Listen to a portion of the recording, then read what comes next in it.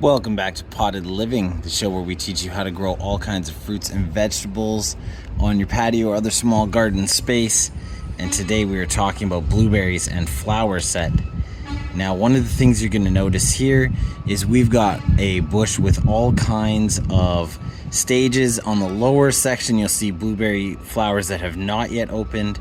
Up above, you will see flowers that have opened, and on top of that, you'll see some that are starting to set. The flowers are turning brown.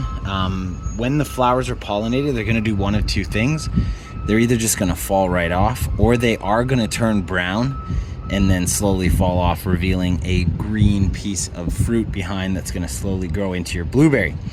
Now the question is, how do we know if it's pollinated? Very best guess, if you see that green fruit, it's most likely pollinated. It doesn't always end up turning into fruit, but you have a very good chance.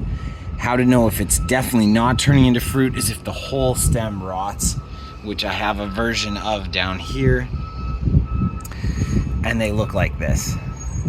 So as you can see, the top where the blueberry would be, that's totally rotted, and that's brown, and the whole piece just falls off. And so obviously no stem, no blueberry, no success. So again, this is my top hat.